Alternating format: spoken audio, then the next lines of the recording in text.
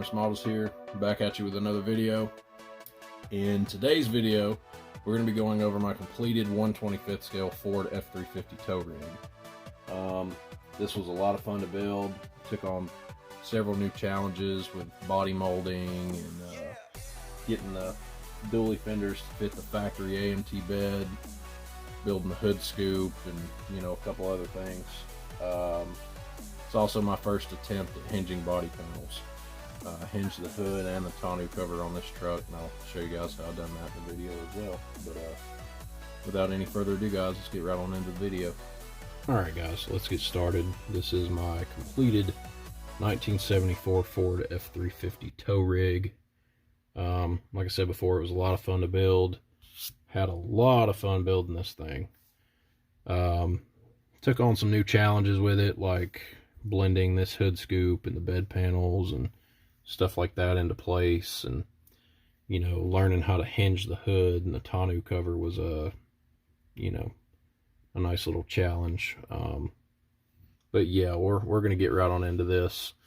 To go over this one, I think I'm gonna start from the bottom and just work my way up. So we'll pull the hood off and the tonneau cover off, which are not hooked up to their hinges right now, and we'll also get into that a little bit later as well. Okay, so the tires and wheels on this kit are Mobius Models Super Singles.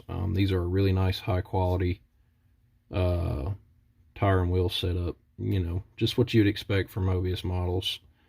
And I think they look really good on this truck. I was unsure whether or not I was even going to use these in the beginning because they are pretty big. But with this lift kit and this style of build, I think they suit it.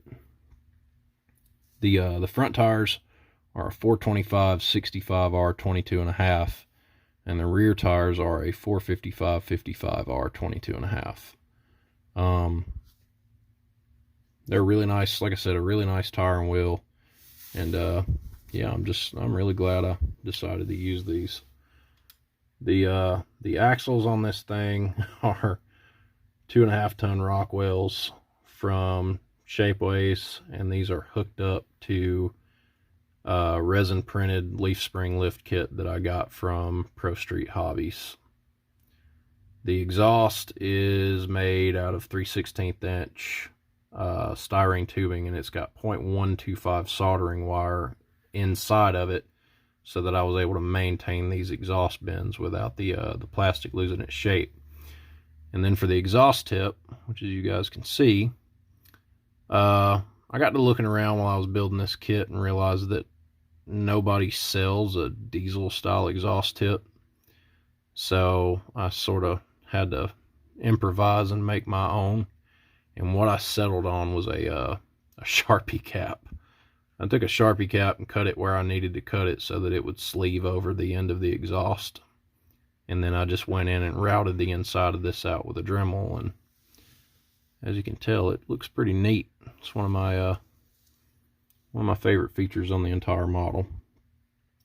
The transfer case is just an old transfer case that I had laying around. I'm not really sure where it came from or what it came off of, but that's mounted to a 6-speed manual trans. And then the drive shafts are scratch built out of either styrene tube, or I think I may have used like old plastic paintbrushes. And then the all the U-joints are resin cast U-joints. So get this thing back on its wheels now, and that'll bring me to the next thing. For this particular build, I opted to scratch build the chassis, and the reason why, if any of you guys have ever built the 78 Ford Firestone truck or whatever that most of these parts came from, well, part of these parts came from, you would know that there's a pretty nasty gap between the bed and the cab when the kit's completed. I'm not sure if it's because of the cab or the bed, but one of them ends up canted. And I imagine that with the cab canted, at the back, that it would throw everything under the hood out of alignment. So to keep from having to deal with that, I went ahead and scratch built a chassis, and that allowed me to run these leaf springs, you know, the lift kit for this truck, and these axles with tires and wheels. And that eliminated me having to deal with that hassle. The grill is a resin 74 conversion grill. I like this style grill a lot better than the 78 and 79 F-Series grills. I just think they look better. This is the second one I've used on this cab, or one of these cabs. The other one was for the 74 dump truck on tracks from one of the previous videos. And then these grills come in like a tan color, and all I did was I just painted it black and then went in with a Molotow paint pen and just drew or painted all the chrome in place. And, you know, I'm really happy with how that turned out. Some of the other upgrades, oh, my hinges fell out. Some of the other upgrades are these tow mirrors and the cab lights. I'm not really sure where these came from. I know I had them lying around from, you know, just buying stuff in bulk. I think these are from like a Peterbilt 359 or maybe one of the old Kenworth kits or whatever. I'm not really sure where they came from, but I knew that I wanted to run them on this particular truck because they give it a nice, you know, beefy tow rig kind of look, I think. And then for the bumper, I used a leftover Mobius model step bumper from one of my other F100 kits. And then for the drop hitch, I went with Scenes Unlimited, and this is 3D printed. It's really nice, and I'm going to need that to go along with this 1/24 scale Aoshima Brian James car hauler that the 70 drag truck is going to be sitting on before long. So take this hinge real quick and put him back where he's supposed to go. I didn't bend these so that they'd lock into place. I probably should have, but anyways, up next, we'll get into the engine. Now this engine is an Iceman Collections 5.9 liter 12 valve 6BT Cummins, and it's got one of his large turbos installed. And I decided that unlike the other 74 that I built, the other F-350 on tracks, I wanted to intercool this truck. So to do that, I ordered a resin intercooler and a resin dual fan radiator. The radiator that's in this truck is the same radiator that I used in the drag truck, and as you can see, there is not a lot of room in there. A clutch driven fan just would not have worked with this setup, and I think it turned out really great. The intercooler, all I really had to do was put the little couplers on it so that I could get the charge pipe and the compressor pipe in place. And for those, I used 0.125 soldering wire. And then for the fuel lines, what I went with for the fuel lines was this wire that I picked up at my local hardware store. And it is a 24 gauge galvanized steel wire. And this stuff is easily malleable, and I think it looks awesome.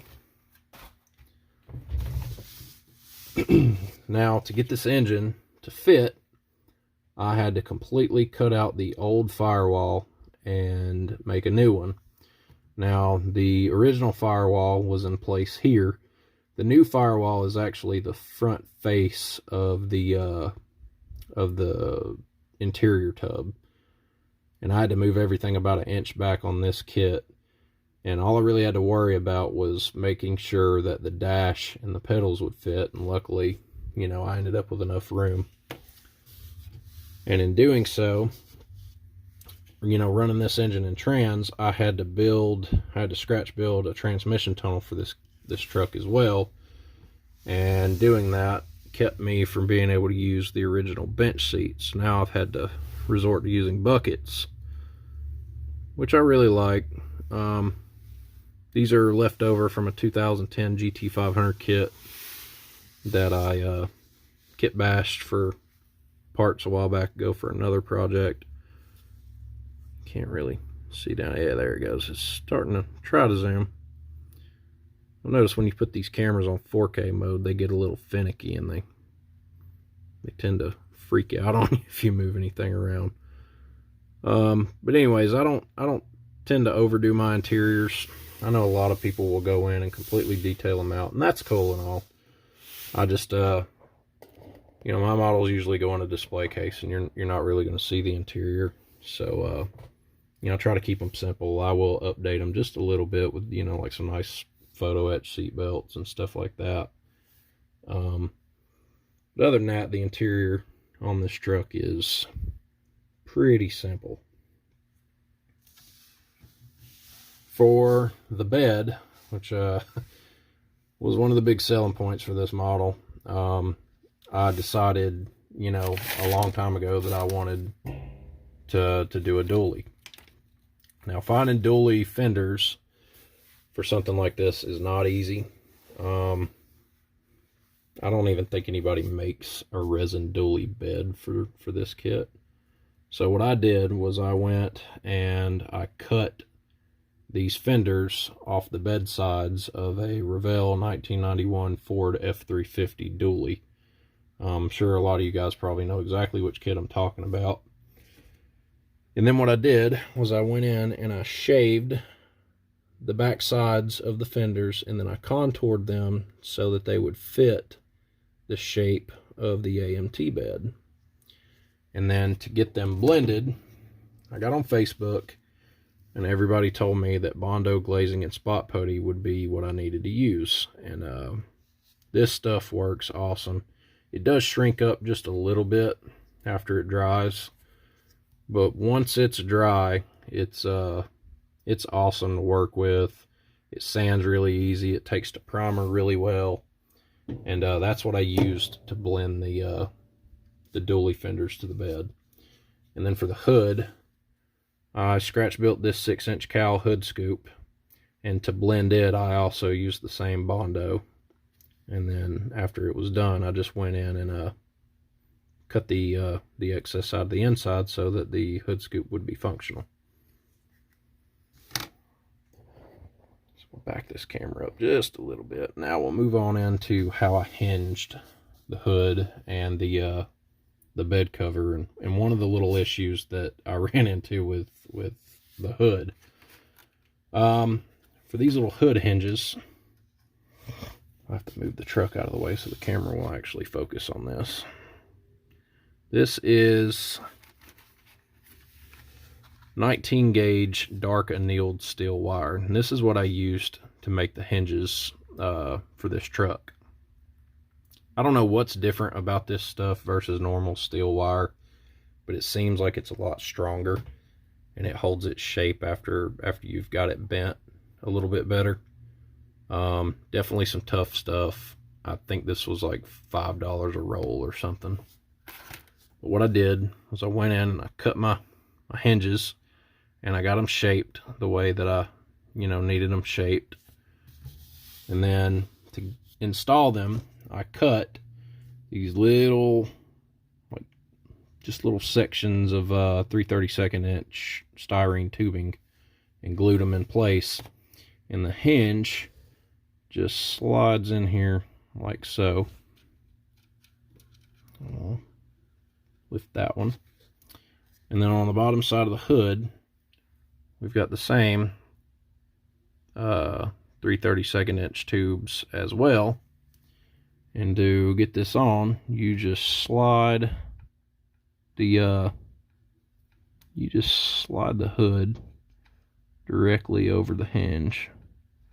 Now, these are a little finicky to get in, because I've got giant fingers and these wires are absolutely tiny. Oh boy, this thing is not wanting to cooperate with me whatsoever. Old Yeller's embarrassing me here. So the passenger side one is on. And then we just line the driver's side up. And now we've got our prop. Just comes up just like so. And that's what the hood looks like on its hinges. And then the tonneau cover, which I think is a little bit easier to get on, is designed exactly the same way. Where I use these 3/32 inch pieces of styrene tubing. Whoops. Same for the bottom of the tonneau cover. They're glued into place, and then this back here acts as a latch for the little prop. And to get this on, you just do the same thing you did with the hood, and you line it up, and you line it up there, and then you get the prop, and it sits right there inside that one.